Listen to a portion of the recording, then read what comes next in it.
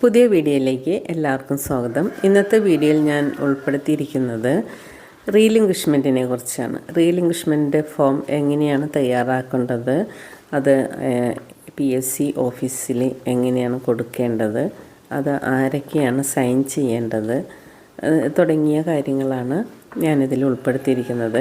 നമ്മൾ റാങ്ക് ലിസ്റ്റിൽ ഉൾപ്പെട്ടാൽ മാത്രം കാര്യമില്ല. കാരണം റാങ്ക് ലിസ്റ്റിൽ ഉൾപ്പെട്ടു എന്ന് വിചാരിച്ച് ആശ്വസിച്ചിരിക്കേണ്ട കാലഘട്ടങ്ങളൊക്കെ കഴിഞ്ഞു.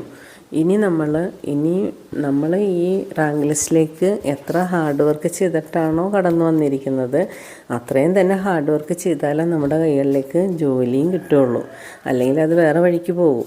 അപ്പോൾ ഈ കാര്യങ്ങളെല്ലാം അറിഞ്ഞിരിക്കണം. എന്നാൽ മാത്രമേ നമ്മൾക്ക് ഇനിയുള്ള വർഷങ്ങളിൽ ജോലി കിട്ടാനായിട്ട് സാധ്യതയുള്ളൂ. അപ്പോൾ അതിനെക്കുറിച്ചൊക്കെ പറയാൻ വേണ്ടിയിട്ടാണ് ഞാൻ ഈ വീഡിയോ ഇന്ന് വന്നിരിക്കുന്നത്. ഈ സ്കിപ്പ് ചെയ്യാതെ ഈ വീഡിയോ മുഴുവനും കാണുക. അപ്പോൾ ഈ വീഡിയോ കണ്ടതിന് ശേഷം നിങ്ങൾക്ക് എന്തെങ്കിലും സംശയം ഉണ്ടാകാം, പല കാര്യങ്ങളെക്കുറിച്ചും സംശയം ഉണ്ടാകാം. അപ്പോൾ അതെന്തെങ്കിലും ഉണ്ടെങ്കിൽ നിങ്ങൾ കമൻ്റായിട്ട് ചോദിക്കുക, ഞാൻ ആൻസർ തരുന്നതായിരിക്കും. അപ്പോൾ വേഗം തന്നെ നമുക്ക് വീഡിയോയിലേക്ക് കടക്കാം. എന്താണ് റീലിംഗ്വിഷ്മെൻറ്റ്? PSC പരീക്ഷ എഴുതി ലിസ്റ്റിൽ ഉൾപ്പെട്ട ഒരു ഉദ്യോഗാർത്ഥിക്ക് ആ ജോലി എനിക്ക് ആവശ്യമില്ല എന്ന് PSCയെ രേഖാമൂലം അറിയിക്കുന്ന ഒരു ലെറ്ററിനെയാണ് റീലിംഗ്വിഷ്മെൻറ്റ് ലെറ്റർ എന്ന് പറയുന്നത്. ഇപ്പോൾ എക്സാമ്പിളായിട്ട് ഞാൻ LP UP എക്സാം എഴുതി. എനിക്ക് B.Ed M.Ed ക്വാളിഫിക്കേഷൻ ഉണ്ട്. അപ്പോഴാണ് ഞാൻ LP UPയുടെ നോട്ടിഫിക്കേഷൻ വന്നപ്പോൾ അതെഴുതി റാങ്ക് ലിസ്റ്റിൽ വന്നു. അപ്പോൾ ആ റാങ്ക് ലിസ്റ്റിൽ വന്നതിന് മുമ്പ് തന്നെ വേറെ HS എക്സാം വന്നു. ഞാനതിൽ നന്നായിട്ട് പ്രിപ്പയറായി എക്സാം എഴുതി. അതിലും നല്ല റാങ്കോട് കൂടി റാങ്ക് ലിസ്റ്റിൽ വന്നു. ഈ 2 റാങ്ക് ലിസ്റ്റിൽ ഞാൻ ഉൾപ്പെട്ട് കിടക്കുകയാണ്. അപ്പോഴാണ് HSAയുടെ ജോലി എനിക്ക് വേഗം തന്നെ കിട്ടിയത്. അപ്പോൾ HSAയുടെ ജോലി കിട്ടി. ഞാൻ പോയി അപ്പോയിൻമെൻറ്റ് ഓർഡർ കയ്യിൽ വാങ്ങിച്ചു, ജോയിൻ ചെയ്തു. അത് കഴിഞ്ഞ് പിറ്റേ ആഴ്ച LP UPയുടെ അപ്പോയിൻമെൻറ്റ് ഓർഡർ വരുന്നു. അപ്പോൾ ഈ ജോലി എനിക്കത് ആവശ്യമില്ലല്ലോ. കാരണം എന്ന് വെച്ചാൽ LP UP എന്ന് പറഞ്ഞാൽ ചെറിയ ക്ലാസ്സിൽ പഠിപ്പിക്കുന്നത്, HSA എന്ന് പറഞ്ഞാൽ 10 വരെ പഠിപ്പിക്കുന്ന ടീച്ചർ. അപ്പോൾ ഈ ശമ്പളം അതനുസരിച്ച് വ്യത്യാസം ഉണ്ടാവും. അപ്പോൾ അതുകൊണ്ട് ഞാൻ ഈ ജോലി എനിക്ക് വേണ്ട, LP UPയുടെ ജോലി എനിക്ക് വേണ്ട, HSA ഓൾറെഡി ഞാനായല്ലോ.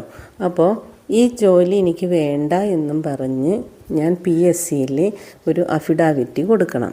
അപ്പോൾ മുൻപൊക്കെ ആണെങ്കിൽ വെറുതെ ഒരു വെള്ള കടലാസിൽ ഇങ്ങനെ എഴുതിയാൽ മതി. എൻ്റെ പേര്, ഡെസിഗ്നേഷൻ, കംപ്ലീറ്റ് അഡ്രസ്സ്, ID എല്ലാം വെച്ചിട്ട് വെള്ള പേപ്പറിൽ ഒരു അഫിഡാവിറ്റ് എൻ്റെ സൈനോട് കൂടി ഡേറ്റും പ്ലേസൊക്കെ ഇട്ട് അവിടെ കൊടുത്താൽ മതി, ഓക്കെ ആകും. പക്ഷേ ഇപ്പം അതല്ല. ഇപ്പോൾ ഫോർമാലിറ്റീസ് ഉണ്ട്. അപ്പോൾ ആ ഫോർമാലിറ്റീസാണ് ഞാൻ ഈ വീഡിയോയിൽ പറയാൻ പോകുന്നത്. നെറ്റിലോ അല്ലെങ്കിൽ അക്ഷയ കേന്ദ്രങ്ങളിലോ അല്ലെങ്കിൽ നോട്ടറി വക്കീലിൻ്റെ അടുത്തോ ആരുടെയെങ്കിലും അടുത്ത്, അല്ലെങ്കിൽ അതിന് ഒന്നും നമ്മൾ കൊണ്ട് നെറ്റിൽ തന്നെ ഡൗൺലോഡ് ചെയ്തെടുക്കാം. റീലിംഗ്വിഷ്മെൻറ്റ് ഫോം ഫോർ PSC. ആ ഫോം ഡൗൺലോഡ് ചെയ്ത് പ്രിൻ്റ് ഔട്ട് ചെയ്തെടുത്താൽ അതിൽ കുറച്ച് പൂരിപ്പിക്കാനുള്ള കാര്യങ്ങളുണ്ട്. അതെല്ലാം പൂരിപ്പിക്കുക. ആദ്യം തന്നെ റീലിംഗ്വിഷ്മെൻറ്റിൻ്റെ അർത്ഥം എന്താണ്? Act of giving up something. എന്തെങ്കിലും വേണ്ട എന്ന് വയ്ക്കുന്നതിനെയാണ് റീലിംഗ്വിഷ്മെൻറ്റ് എന്ന് പറയുന്നത്. അപ്പോൾ നമ്മൾ PSCയെ സംബന്ധിച്ച് എന്താണ്? ജോലിയാണ്. അപ്പോൾ ജോലി വേണ്ട എന്ന് പറയുന്ന അതിനെയാണ് നമ്മൾ ഇവിടെ PSCയുടെ വാക്കിൽ പറഞ്ഞ റീലിംഗ്വിഷ്മെൻറ്റ് ലെറ്റർ എന്ന് പറയുന്നത്. Act of giving up something.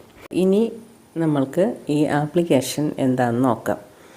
ആദ്യം തന്നെ name of candidates, PCN number, അവിടെ നിന്നൊരു നമ്പർ കിട്ടും, അത് PCN number, user ID, address and contact number, category number, നമ്മളുടെ നോട്ടിഫിക്കേഷനിലെ category number, name of post, name of department, rank list number and date, rank ലിസ്റ്റിൻ്റെ number, date, register number അല്ലെങ്കിൽ ഇൻ്റർവ്യൂവിൻ്റെ serial number, പിന്നുള്ള rank number, reason for relinquishment, എന്തുകൊണ്ടാണ് എനിക്ക് ജോലി വേണ്ട എന്ന് പറയുന്നത്, അതിൻ്റെ റീസണോടെ ആ കോളത്തിൽ എഴുതണം. അത് കഴിഞ്ഞ് സിഗ്നേച്ചർ എഴുതാം, പ്ലേസ്, ഡേറ്റ്. അത് കഴിഞ്ഞ് declaration by a gazetted officer of state or central government service. അത് അറ്റസ്റ്റ് ചെയ്ത ഓഫീസിലും വെച്ചിട്ട് ഈ ഫോം ഓക്കെ. ഇതാണ് റീലിംഗ്വിഷ്മെൻറ്റ് ലെറ്റർ. ഇത്രയും മതിയായിരുന്നു 2022 മുമ്പ് വരെ. പക്ഷേ അതിന് ശേഷം വീണ്ടും ഒരു അപ്ഡേറ്റും വന്നേക്കണത് നോട്ടറി വക്കീലിൻ്റെ അറ്റസ്റ്റും വേണം എന്നാണ്. അതായത് മുദ്രപത്രത്തിൽ നമ്മൾ അഫിഡാവിറ്റ് എഴുതിയിട്ട്, ഈ ഫോം കൂടാതെ മുദ്രപത്രത്തിൽ അഫിഡാവിറ്റ് എഴുതിയിട്ട് അത് എന്താണ് റീസൺ, എനിക്ക് ജോലി വേണ്ടാത്തതിൻ്റെ റീസൺ എഴുതി,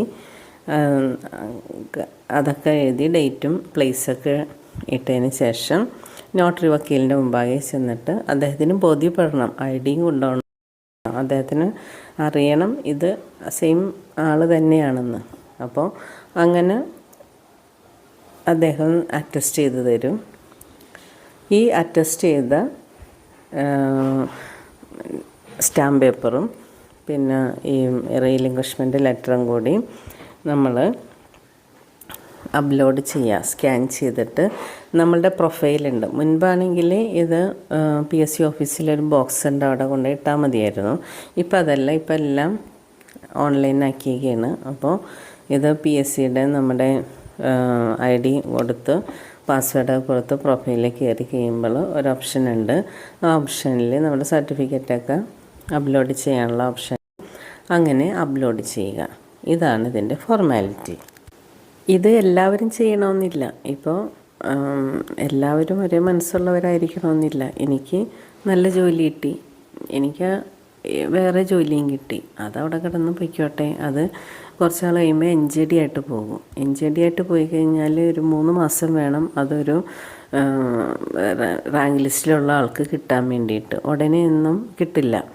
അപ്പോൾ NJD ആക്കി എടുക്കാതെ നമുക്ക് ജോലി വേണ്ട എങ്കിൽ, നമുക്കൊരു ജോലി ഓൾറെഡി നല്ല ജോലിയുണ്ട്, അതിനേക്കാളും താഴ്ന്ന ജോലി അല്ലെങ്കിൽ അത് ട്രാൻസ്ഫറോ അല്ലെങ്കിൽ പ്രൊമോഷനോ ഒന്നും കിട്ടാത്ത ജോലിയാണ് രണ്ടാമത് കിട്ടിയെങ്കിൽ നമുക്കത് വേണ്ട എങ്കിൽ മാത്രം ഈ പ്രോസസ്സ് ചെയ്തിട്ട് അതിന് താഴെയുള്ള റാങ്ക് ലിസ്റ്റിലുള്ളവരെ ഒന്ന് രക്ഷിച്ചെടുക്കാനായിട്ട് നോക്കണം. കാരണം എന്ന് വെച്ചാൽ എല്ലാവർക്കും ജോലി ആവശ്യമുണ്ടല്ലോ. അപ്പോൾ അതുകൊണ്ട് നമ്മൾക്ക് കിട്ടിയ ജോലി മതി, വേറെ കിട്ടിയത് വേണ്ട. അത് ആ വേണ്ട എന്നുള്ളൊരു ലെറ്റർ PSC കൊടുത്താൽ ആ റാങ്കുകാർക്ക് താഴെയുള്ള റാങ്കുകാർ ഒരു ആളെങ്കിൽ ഒരാൾ രക്ഷപ്പെടും. അപ്പോൾ അങ്ങനെയുള്ള മനസ്സുള്ളവരായിട്ട് എല്ലാവരും ഉണ്ടാകണമെന്നില്ല, കുറേ പേരൊക്കെ ഉണ്ടാവും. അപ്പോൾ അങ്ങനെ ഇല്ലാത്തവർക്ക്, അതായത് ഇങ്ങനെ റീലിംഗ്വിഷ്മെൻറ്റ് സ്വമേധയാ കൊടുക്കാത്തവരെ നമ്മൾ റാങ്ക് ലിസ്റ്റിലുള്ള ആൾക്കാർ അന്വേഷിച്ച് കണ്ടുപിടിച്ച് റീലിംഗ്വിഷ്മെൻറ്റ് കൊടുക്കുന്ന ഒരു മെത്തേഡും ഉണ്ട്. അപ്പോൾ ആ മെത്തേഡിനെ കുറിച്ച് ഞാൻ അടുത്ത വീഡിയോയിൽ പറയാം. ഇതിൽ പറയുമ്പോൾ ഈ വീഡിയോ കുറേ ലെങ്തി ആയിട്ട് മാറും. അതുകൊണ്ടാണ് ഞാൻ ഈ വീഡിയോയിൽ ഉൾപ്പെടുത്താത്തത്. അത് അടുത്ത വീഡിയോയിൽ ഞാൻ ഉൾപ്പെടുത്തുന്നതാണ്.